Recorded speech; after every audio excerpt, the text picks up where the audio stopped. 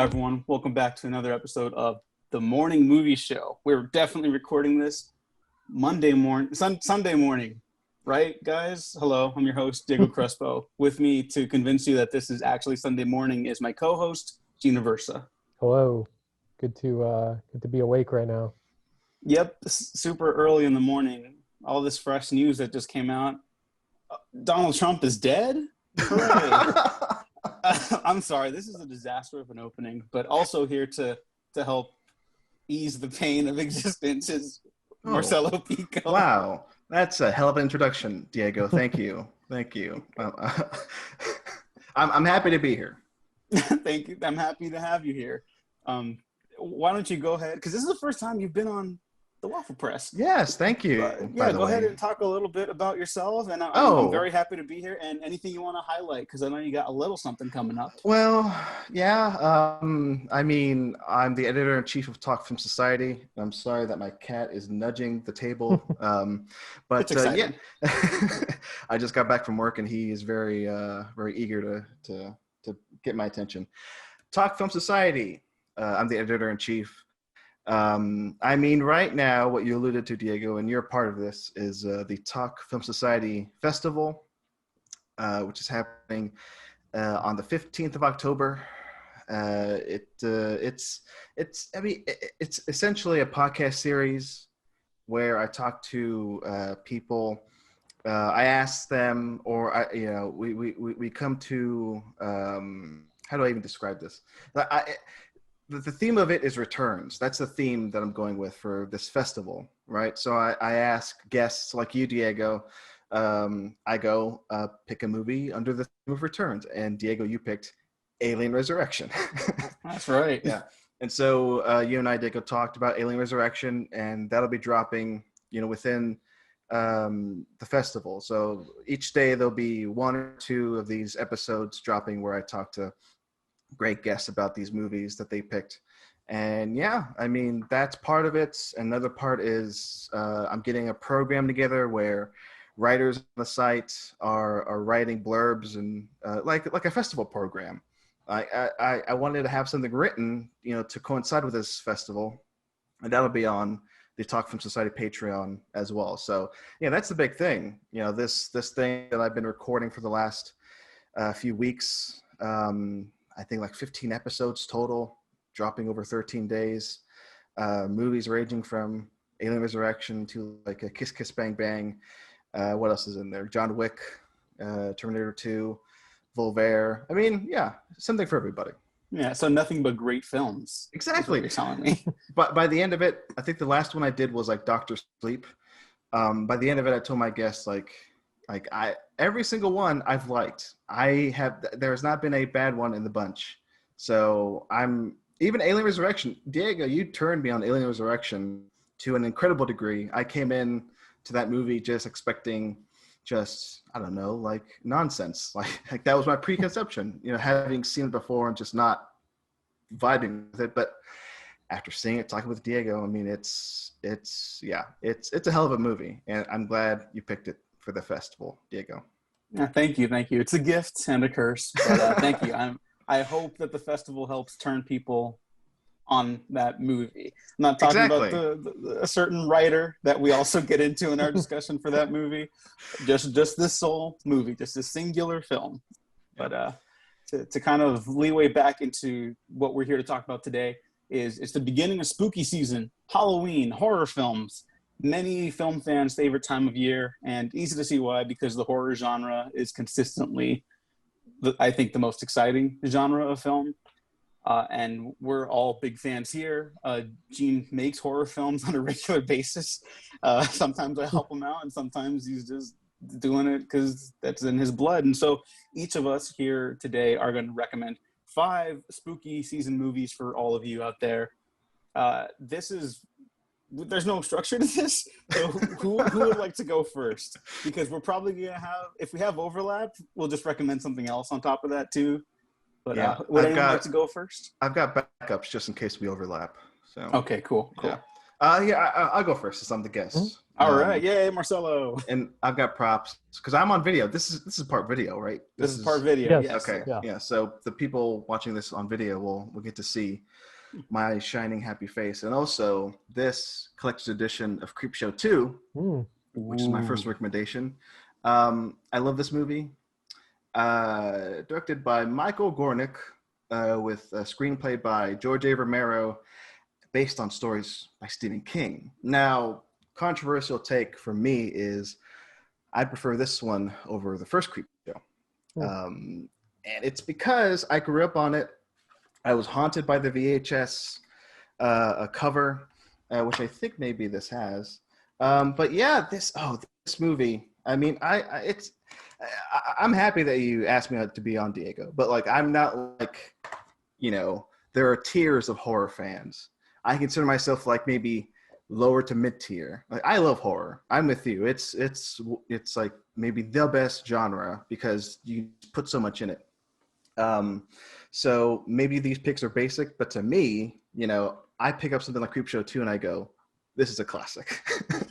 So I don't know where you'd categorize me on the horror fan tier, but I'm saying Creepshow 2, definitely worth a watch. Maybe you've seen it. Maybe people listening have seen it before and are like, what? I say come back to it, revisit it, because sure, there may be problematic elements within, but I think it is, if you want a pure horror movie written by, Romero with stories by King, you get it for sure. The Raft has scared me for years, and also the Hitchhiker, the final segment in this, is horrifying. So yeah, my pick is Creepshow 2. That's the first one. Well, here, how about this? We could talk about all of our picks. How about we do all 5 of our picks at the same time? We'll talk about your picks, and then we'll move on to either Gene or myself, and we'll continue that way. So you can run down the rest of yours, and we could talk about Creepshow 2 and anything else you have for us. So just keep going? Yeah, Okay. yeah. Let's go. The Stuff. Hey, by Larry Cohen. I love this movie. I caught it when, I don't know, maybe 10 years ago. It was, I don't know where it was, like on Netflix or something. I don't know, it was streaming somewhere. And I was like, I've never heard of The Stuff. It looks crazy. It looks bizarre. It holds up. If you want a movie about like capitalism and how it just corrupts and destroys society, here you go. The Stuff. It's super cheesy in a good way. I think the gore holds up. The cast is insane. Michael Moriarty is the most insane actor who's ever acted. And him being the lead in this, and also Q, the Winged Serpent, another Larry Cohen classic. You can't get any better than The Stuff. All right? I love The Stuff. The Stuff is The Stuff. All right? I'm going to move on. Texas Chainsaw Massacre Part 2. There it is. Another sequel. Hey. And if you ask me, I wouldn't say it's better than the first one. Okay, yeah. I know I said the whole I wouldn't say that. But I was like, wait. I mean, but this definitely I prefer it over. Okay, like if I were just to pick up a movie to watch, like for horror season, I would easily go with this because this is more fun. The first one is great, but it's definitely it's like a nightmare. It's a nightmare. Yeah, if you want to leave like a little bit, with a smile on your face by the end of it, then watch Texas Chainsaw Massacre Part 2. It's more insane. Tobe Hooper, like any great filmmaker, after the first film in a series is a success, the second one, he gets more money, he gets more freedom, he does whatever the fuck he wants. So Texas Chainsaw Massacre Part 2 is what happens when you get Tobe Hooper with money. So that's my pick. That's number 3, right? Number 4, One Cut of the Dead. Ooh. My favorite movie of last year. Absolutely, without a doubt. I gave this movie 5 out of 5 the first time I saw it, and I never do that. So I'm not going to spoil it because, I mean, it's easy to spoil. Those first 30 minutes, I'll just say, for those who know what it is, it's the one take zombie movie. It's all done in one take. That's what the first 30 minutes are. And then after that, takes a twist. And I love those last 2/3 where it just does its own thing. It becomes something else, becomes something maybe not essentially a horror movie, but something maybe more, I don't know, heartwarming, uplifting. So that's as much as I'll say. But the craft within those first 30 minutes, it's hard to top too. The way they put it together, and they do show like behind the scenes video of like how they shot those first 30 minutes in like in one take in like this big abandoned warehouse. So that's, I mean, even if you watch it and you're just blown away by those first 30 minutes, you don't care for the last like 2/3, fine. Yeah. At least you got to see One Cut of the Dead, one of the best movies ever made. And finally, here's me going really basic, but this is one I just have to see every horror season. And this particular disc that I'm going to hold up right here is a special. I saw on the shelf before recording. I go, I have to talk about this because like this is one of my favorite things ever. The original Dawn of the Dead. Nice. This is the Ultimate Edition, okay, which is currently unavailable in America. It is out of print, so I'm sorry. I'm teasing this in front of the video audience, but this. What's your address? Austin, Texas. 123 Boogie Woogie Avenue. No, but I will say, I forget who's releasing the 4K edition of this that's coming out in a few weeks or months. Somebody's releasing it in 4K, region free, by the way. So if you don't mind shipping costs, you can have it exported to you. But no, the original Dawn of the Dead goes without saying, essential horror movie, classic. But I'll emphasize, in this Ultimate Edition, which I hope eventually gets released, by Scream or Arrow. They get their hands on the North American rights for this. It comes with 3 editions, and I think every edition on here, the European version, the theatrical cuts, and the extended version, like they're all like definitely worthwhile. Like I finally saw the European version a few weeks ago, and I was like, oh, this is like yet another cut of the movie I could watch, every Halloween. So, I love it. I can't talk about horror season without talking about Dawn of the Dead because that's one of my favorite movies ever. So, yeah, that's what I brought to the table. Those are my 5 picks. Again, I mean, maybe basic in some people's eyes, but I don't know. I have to go with like my favorites, my top picks, my must-sees for this spooky season. Yeah, no, totally. Gene, what are your thoughts on this picks? Well, I was going to say we're one of the few people that saw One Cut of the Dead because, no one I've met has seen that movie, and I've always been recommending it since last Halloween or something. Yeah, I figured this would be a good chance, for me to say it again. Please watch One Cut of the Dead. It's on Shudder. Use that free trial. And watch that one immediately because I'm with you. Like I'm surprised more people haven't seen it, but it's amazing. Yeah, it was one of my favorite films of last year, and I don't want to spoil that twist. No, but, some good choices like shooting from the hip. So that Dawn of the Dead seemed pretty satisfying though. That case. Yeah, the case itself. I mean. This hunk of thing, it's so impressive. Again, like I was this close to ordering that new 4K release of Dawn of the Dead, right, from the UK, but I figured, I don't know, it's me hoping that eventually, Shout Factory will release something, up to this, up to this standard. Like all these discs, it comes with documentaries. It's a cherished item in my home. This out of print Ultimate Edition. Diego has to title this video "Not Safe for Work." I can just hold it like here from now on, just as I talk to you guys. Yeah, I think that's got to be the image for this video too. I'll put images of the other movies we're going to talk about too, but like that's kind of the one I think. I've never seen Creepshow still.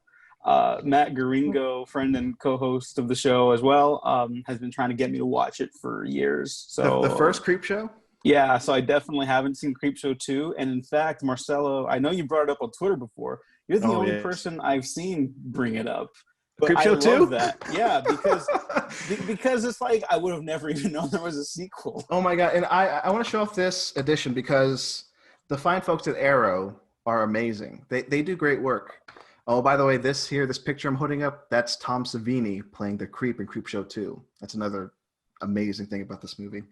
But no, Arrow released a limited edition of Creepshow 2, and also like a standard edition. But I picked up the limited edition, and it comes with a comic book, like of a deleted story from the movie. And I'm like, oh my god, somebody did this. Somebody released this where people can buy it. It's still like one of my favorite discs and one of my favorite releases ever. So, I mean, yeah, I mean, Diego, I mean, oh, and Scream Factory released Creepshow 1, so that's a great release too. But if you manage to get a hold of the Creepshow 2, like Arrow, Blu-ray, standard edition, it's still like amazing. So I'm happy that somebody gave Creepshow 2 the love I would have given it, and I give it pretty much all the time on Twitter. Did you like the series?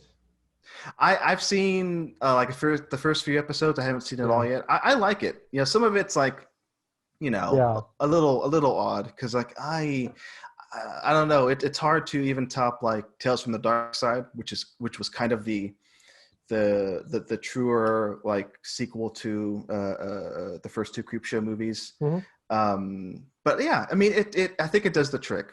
That Creepshow series on Shudder, and I'll watch the rest of the series, and I'm looking forward to that season 2 that's coming up soon. Yeah, definitely. We'll see it eventually on Shudder. Yeah. I guess I'm gonna have to use that free Shudder subscription. Yeah.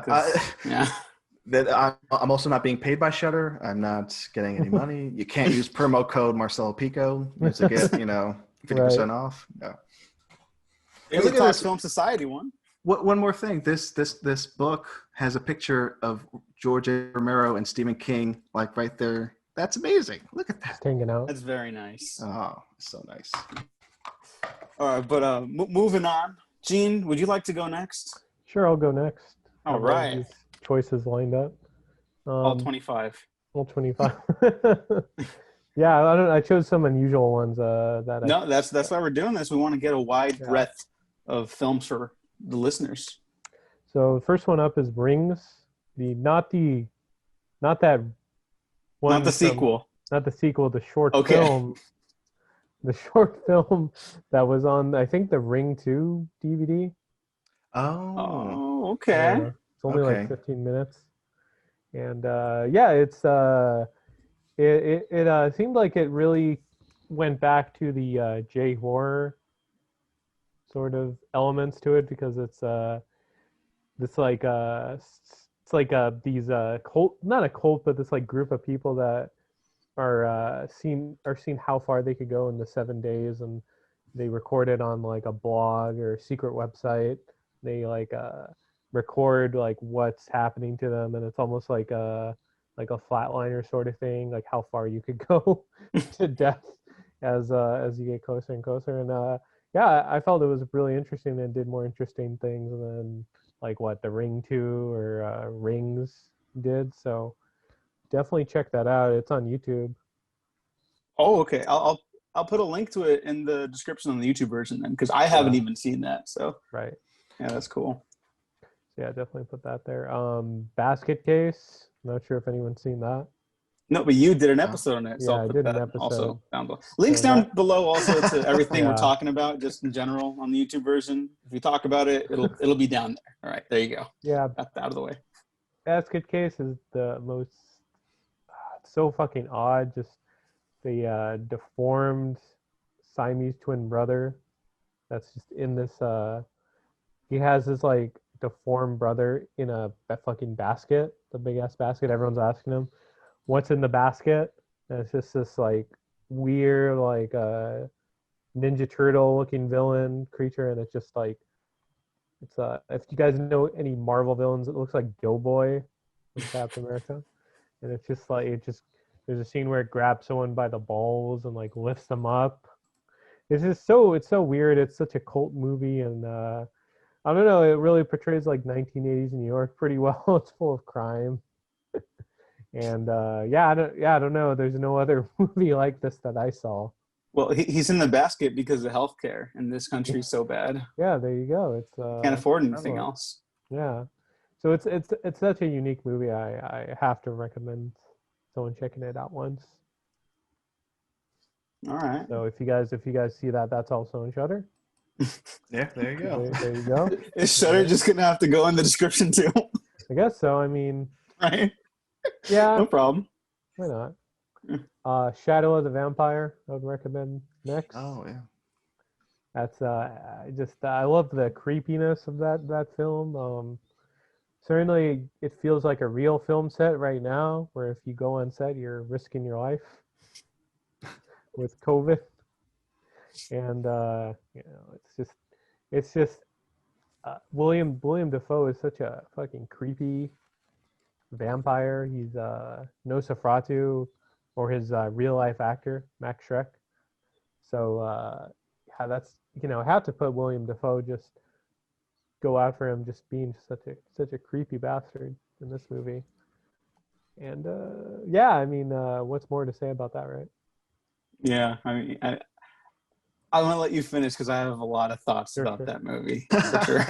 Yeah, and Candyman would be up next. We're not getting that remake or sequel anytime soon, so I have to recommend Candyman. What a year! Yeah, I have a lot to say about Candyman. Oh, sure. But I mean, if you have another pick, I can wait. Yeah, it's gonna go my last one, but yeah. I think the original Candyman, for being made like 1992, fairly progressive with its viewpoints and the way it has a lot of people of color in the movie. Pretty well done. So I have to give it to Candyman, and as my favorite, I didn't, because I saw it recently again. Forgot Ted Raimi's in there. Yeah, that's right. I love random Ted Raimi pop-ups. I love that. Yeah, he's in like just so many random films, like it's like Clint Howard or something. Yeah. Looks less. He looks like a nicer version of his brother. Aww. Clint Howard. Well, his brother would be like beating people with sticks. That's what I imagine Sam Raimi. I love him, but that's what I imagine. No, probably does, yeah. And the last one, because it actually pretty inspired some writing of mine, would be Dog Soldiers by the kind of, I don't know, he's kind of been kind of in controversy lately, Neil Marshall. Oh, that's right. This was his first movie. Man, like, he's made some shitty movies, seemingly some bad life decisions. Yeah. I've purposefully not read all the news on him. I've read like one thing and I go, that's enough. I've heard enough of Neil Marshall. Well, I just couldn't get over him fighting over the tree in Hellboy. Oh, that's right. Oh man. That he directed that poorly conceived Hellboy movie. Hey, you know what? The splatter stuff in that movie, if you watch the clips on YouTube, you're like, this looks kind of fun. You spend like a minute doing anything else in that movie and you're like, no, this is as bad as everyone says. But like that's always my go-to with that. And everyone's like, have you seen that? Just watch the clips on YouTube. Like, it's like, wow, look at how cool that decapitation was. Yeah, the CGI is pretty bad, but look at the blood. Yeah, yay. And then that's it. That's all you need. Yeah. I've yet to see it. I'm protesting. You don't need to. Yeah. No, good. Dog Soldiers is good. That's a great pick. I'm really happy that made it in here. No, yeah, I love Dog Soldiers. I mean, he wasn't moving entire production schedules around so he could stay in one country with his girlfriend in that movie. So I have to give it to him for Dog Soldiers. But I really enjoy Dog Soldiers because when it was broadcast as a Sci-Fi Channel movie. He made this for literally no budget. It just holds up well. It's airing like in 2002. Like, you wouldn't have expected that from the Sci-Fi Channel. And believe me, I've worked on Sci-Fi Channel movies. But yeah, it's just I really enjoy it. Just the random. They have like random Matrix references in the film. Uh, there's like a character named Spoon, and then he gets like devoured, and they're like, "There's no spoon." Oh yeah, it's really funny. It has like Sean Pertwee, excuse me, and yeah, it's so entertaining, so funny, just well put together, and kind of reminds me of like Deep Blue Sea, I guess. Oh yeah, that very similar vibe. Very angry horror, I Yeah, guess. just yeah, just really go after some of those characters. So Mm-hmm. yeah, I love that film, and yeah, it just holds up. And look at those wolves. Those wolves look just something out of like The Howling. Yeah, they look really good for the budget. Like, I think if you're done with your statement, I have a Yeah. thought on Dog Soldiers. All right, What's like it's like watching Sam Raimi do horror in a way. Like I think not to kick a guy while he's down, but I think Sam Raimi's like a way better director than this guy, than Neil Marshall. Yeah. But Yeah. Neil Marshall inspires similar feelings for me, where it's like it's just fun to watch them like make a movie. Like you can feel they had fun making the movie, you know. Like obviously not all movies need that. Like I'm not trying to get like a kick out of like Amistad or something, you know. But like it's fun when it's like, yeah, this is kind of trashy horror, but like there's a lot of passion into it, and sometimes you just want like a fun ride, you know. And I think Dog Soldiers is a really good example of that. Yeah, it's one I need to see. I wrote it down. I'm actually on my horror list this month. I have another Neil Marshall movie, another blind spot that I need to see, The Descent. I haven't seen that, so I definitely need to see The Descent. But can we talk about Candyman? Yes. Okay, so it's a running theme of like my favorite horror movies because like they tend to just freak me out as a kid because that's what happened with Creepshow 2. Candyman, same thing. I wrote an article about this earlier this year. I had been like avoiding it kind of like maybe subconsciously, just like Candyman in my adulthood, because as a kid, I think I just saw it on TV. Somebody must have shown it to me, and also my cousins at that time, my older cousins, were telling me stories about Candyman, so I was just freaked out as a kid by Candyman. I think also I maybe believed all of it was real, like as a kid. So that all stuck with me. And then I finally just said, I'll watch it. I'll watch it again as an adult. And they were playing it here in town on 35 millimeter, right before things shut down, maybe like, 3 weeks before. So I got lucky. I saw on the big screen, first time in decades, really, and was just like blown away by just how great the movie is and how much it still freaks me out. And I love it. I bought the Scream Factory Blu-ray like right after, and I'll rewatch it, but it's still just so like the moments in it are just so ingrained in my mind and still freaks me out to this day. So I love it.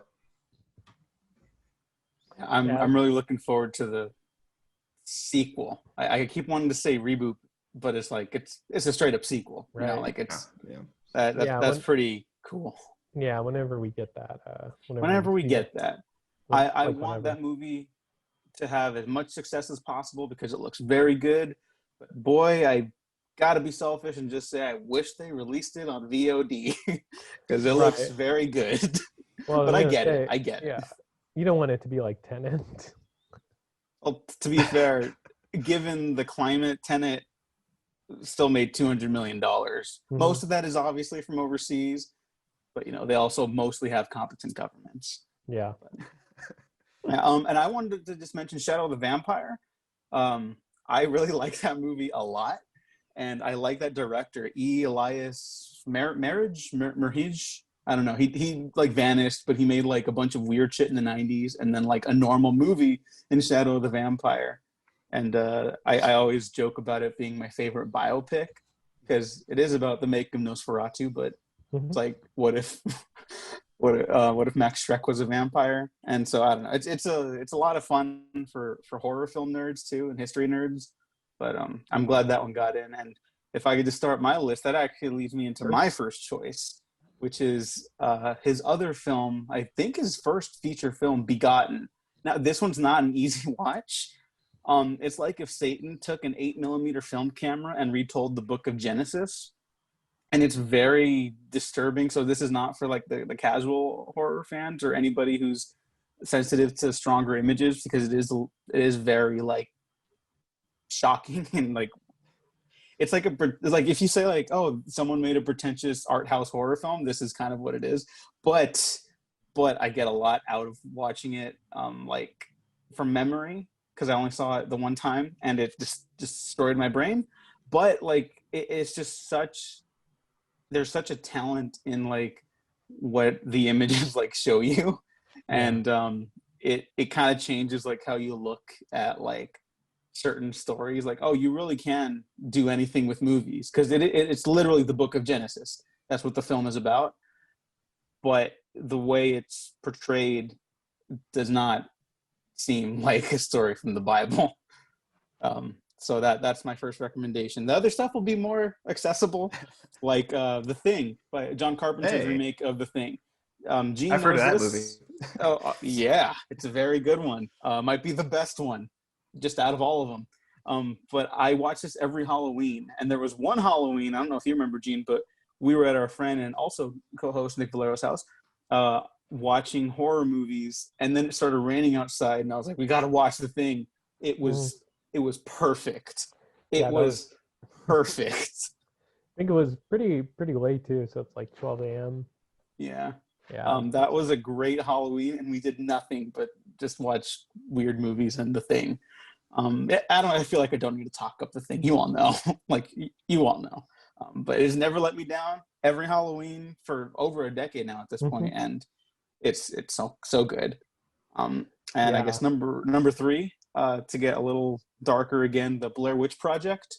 Not the other one so much, but the first Blair Witch Project is kind of like the OG creepypasta movie, I think, because the fun of creepypasta is like, it's not real, but then part of your brain always goes like, what if? And that was like the whole marketing ploy for Blair Witch Project, which I was so young I couldn't really fathom that, right? But like I knew of the film even without the name Blair Witch Project. I always heard like murmurs from like older relatives and cousins being like, there's a movie that was like made that it's found footage, and I was like, they found footage and released it in the movie theaters, And then as you get older, you're like, no, that's not how.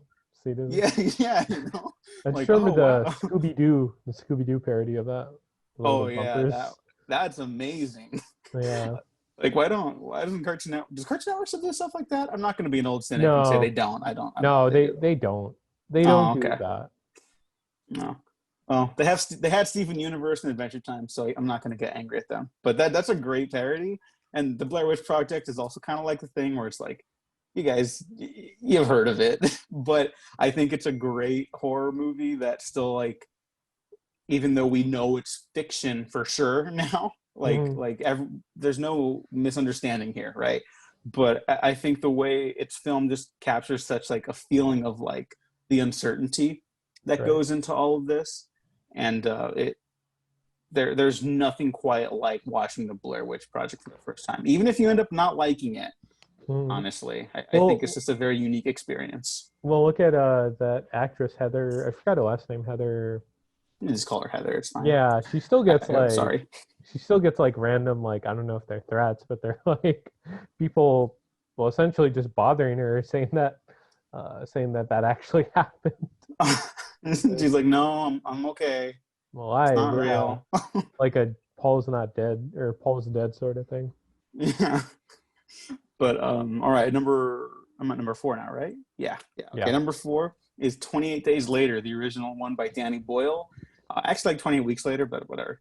28 Days Later, I think, is one of the peak zombie films. I know there's the whole running, slow-walking zombie film debate, but whatever. It's easier to call them zombies because I'm not that much of a nerd. I think it reminds me of like the Texas Chainsaw Massacre in a way, where it's like the way it's filmed, it's such like kind of an assault in the senses.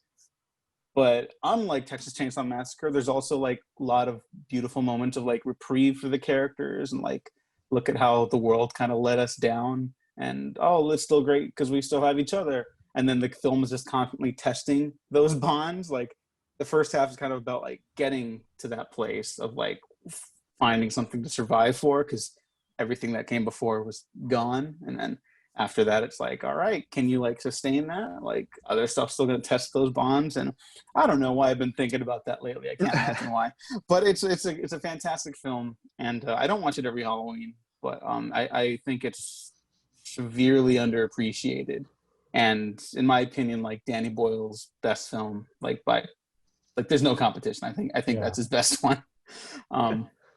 Did anyone else watch Yesterday?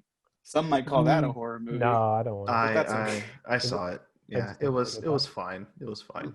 Lily James, Innocent. She's great in it. She's great in everything. Yeah. She should be in 28 Months Later. That's my pitch. I still couldn't get over that John Lennon scene in that movie. I don't think I made it that far. But anyways, my last pick, this is another, I guess all my stuff is just weird stuff that plays with format, but Lake Mungo. Lake Mungo is... I've heard about this one. I need to see this one. Make sure you're like don't watch it if you're depressed. It's not like... So, okay. Am I going to see a year or... Don't watch it this year, anybody. No, but... Can't wait till I turn 40 and turn on Lake Mungo.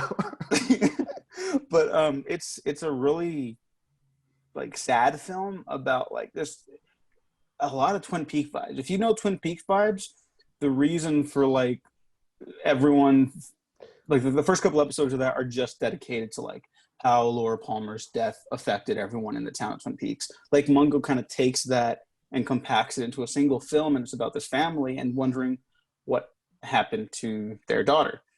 And the whole film really just kind of ramps up or builds up to this one moment that's terrifying. It's not a super terrifying film. It's just very creepy. And then there's a moment that will sit with you. And if it doesn't sit with you, I know you're like a demon or something. This is to everyone out there. I'm not superstitious, but I'm a little stitious, okay? So like, if it doesn't affect you, I'll be like, wow, like, we'll never understand each other. But it's a very deeply sad film about loss and like trying to understand all of that and kind of what comes after. And it's also just literally maybe the single scariest moment in film history. Wow. Yeah. So yeah, those are mine. Yeah, I have to say about Blair Witch Project, I saw that for the first time, I think right before the new one came out. Oh, I'm sorry. That was a huge. Sorry. I like the new one enough. Yeah, some people do. I liked it. Well, the funny story I tell about the new Blair Witch, about just Blair Witch, it's just called Blair Witch, right? Just Blair Witch. Yeah, just Blair Witch.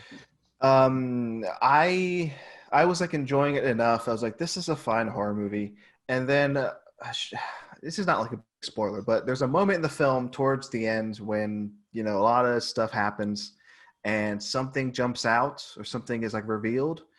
And like, there's like these lights surrounding a house. And my mind went, wait, are these aliens?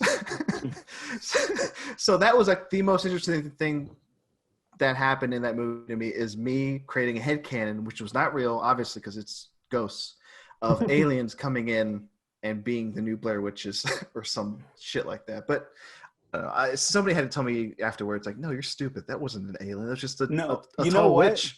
No, you know what? I agree with you, Marcelo. I think that is far and away the most interesting aspect of the film. And I will, you know, I'm kind of shitting on it, but like that last like chunk of that film where it's just like full tilt horror, like not heavy spoilers, but someone literally snaps in half, and the movie just like skyrockets to this other level of entertainment. I was actually enjoying it, like how much it was like just evolving into like madness, and I was just like, I was into it. Yeah. So yeah, but the movie was fine. It was fine. The haunted house stuff in that finale is like, I remember watching it in the theater, just like kind of stoned out of my mind. But I was like, why wasn't this the movie? This is like really fun. It doesn't make a lick of sense, but like there's some shocking images, and for like a separate movie, I know some people were a little divided about like, oh, they ruined it because they showed too much. I'm the guy that like hates that movie, and I don't think they did. I just don't think the first hour of that works. Yeah. But I like that last little chunk. So there's my defense of that. And I'll say the original, seeing it for the first time, when was it, like 4 years ago? Like that movie still holds up. Like that movie, like seeing it, you know, as like however old I was, like Grown Ass Man, like I'm still like, oh, I knew the beats, I knew what was going to happen, but seeing it all together, yeah, it's still an amazing horror movie, a classic, some would say. Yeah, I would say so. I think that's kind of like the definitive found footage film. There's probably arguments for like a handful of others, but like for me, that's like what I always think about, you know. Also, Cloverfield is like amazing. Yeah. I love Cloverfield. I turned up on that a lot in the last few years. Like I rewatched it maybe 2 years ago and was kind of blown away by it. I was like, wow, they really captured something amazing. Yeah. Very of its time. Yeah. Like, not to go on a huge tangent, but like I find like that on movie, this show, never. I find like that 9/11. movie, and like I was actually going to bring that up.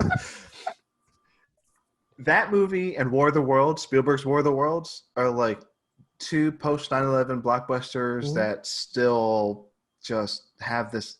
It's still, it works so well because they created these haunting images back when it was like fresh in people's minds, and it still works to this day. Like those two movies work amazing still. Matt Reeves is doing the next Batman. That's just cool. Yeah, awesome. That's amazing. Yeah, good. That's a good get. But yeah, I think these movies are maybe a little less accessible, except for The Thing.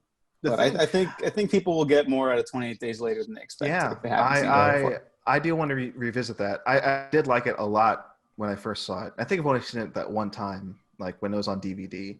But I need to see it again. I need to see 28 Weeks Later for the first time. I still have not seen that, even though people have told me over the years it is good. It is really good. Yeah.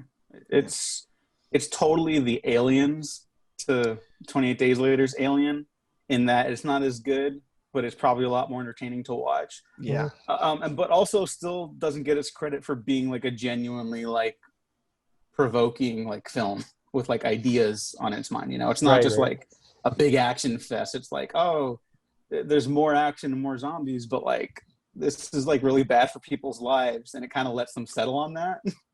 And then when it doesn't, it's intentional that it doesn't, and it's cool. It's a good movie. It's just, you know, I like worship 28 Days Later, so there's just no competition for me on that. But I have a question about The Thing and John Carpenter real quick, because I just had this conversation with somebody a few weeks ago, because I just saw The Fog for the first time for the Talk from Society Fest.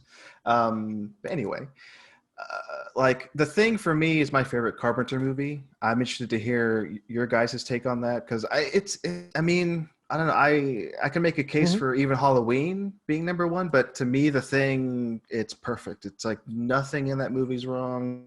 It's beautifully acted, directed, scored. Yeah. Even the dog is perfect in it. So, what do you guys think? Like, what's your number one Carpenter? I would probably go with The Thing, and then like really close is Halloween, like super close.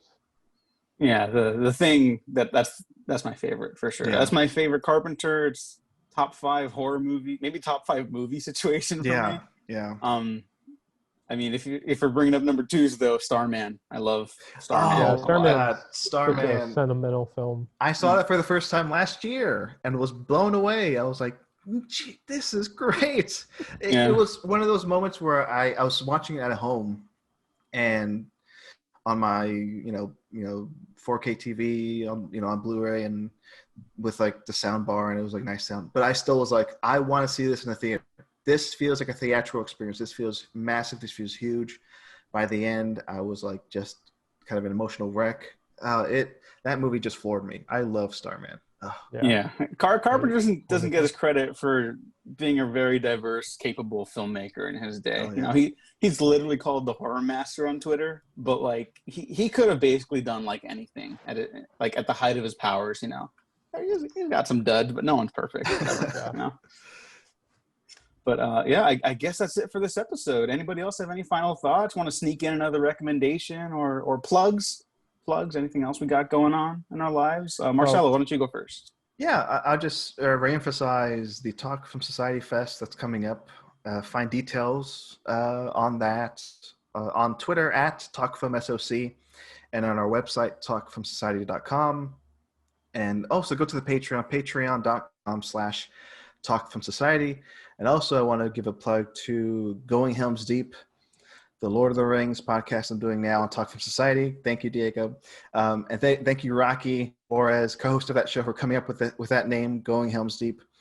I just want to get that word out because I spend a lot of time editing those episodes because there are 5 people hosting that show, including me. Wow. Rocky Flores, Harrison Brockwell, Sam Van Haren, me, oh my gosh, Alejandra Gonzalez. I have trouble pronouncing her name, but she's amazing. They're all great on it. I'm okay, but yeah, those episodes. No, come out. You're good. You're good. Yeah. Those episodes come out bi-weekly, and then every other week in between, bonus episodes on Patreon. So yeah, there you go. Going Help Steve. Nice. Nice. Gene, what do you got for us? I don't have anything to plug per se right now because just nothing going on. But don't you have that comic show on this channel? Yeah, as I well? mean, I'm into my personal life, but yeah, no, we could, well, me neither, but yeah, no one's going on. we could plug Servant of Comics. Just talk about comic book shows with my friend Nick.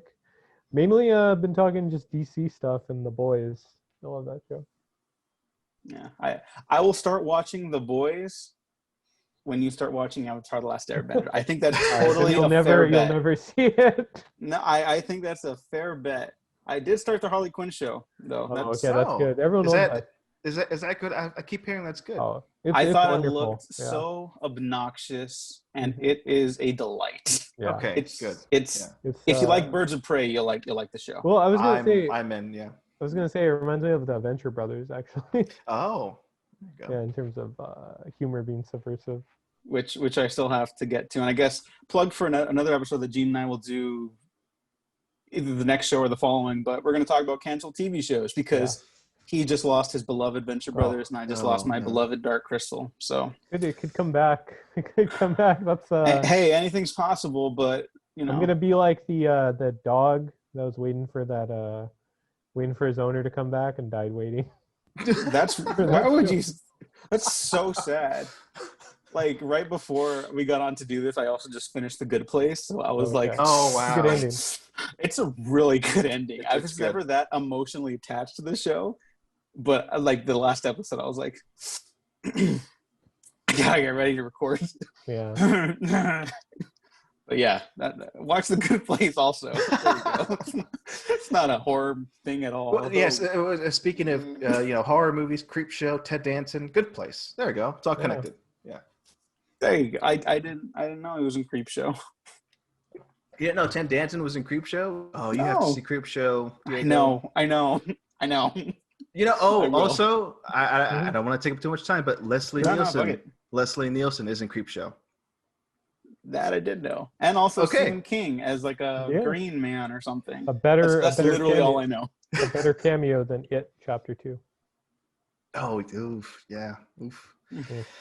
That movie. I'm trying to be nicer about movies, so I'm just gonna leave it there. Marcelo, thank you so much for joining us today. Thank you. Yeah, thank you for joining us. Thank you for being just a great guy and great host in general. I can't wait to see Talk Film Fest come together this year. Yeah, and thank you, Diego. Thank you, Gene, for having me. This was fun. I mean, if anything, I'm glad I showed off this copy of Dawn of the Dead Ultimate Edition, which nobody in the world has except me, I feel like. So thank you. Yeah, you were supposed to keep it by your face the whole time. Oh, so Well, audio listeners will just imagine that I did that. But video listeners, I apologize. Yeah. Oh, plot twist. That's what that was. Reveal. Yeah, there you go. Gene, where can the people find you? You can find me on Twitter and Instagram, Gene9892. Marcelo, did we do plugs for you already, or did I forget? Yeah. Okay. Talk Film Society, Going Helms Deep. Yeah. Patreon. Okay. Patreon. I had a long day. I went outside for the first time in like 5 months, and I got horribly sunburned. So. Oh no. Gotta get the sunscreen. Yeah. Check out the Waffle Press on Twitter, YouTube, SoundCloud, Spotify, iTunes, and Patreon as well. We have a Patreon. You can go recommend a movie for us, $15 a month, or get early access to the Avatar: The Last Airbender retrospective early and other stuff we do. Check out the canceled TV show episode when that goes up early, because I know Gene and I we need to exercise that sadness. So we'll see what happens. But thank you again for listening. Thanks for watching, everyone. We have been professionally unprofessional, and happy early Halloween.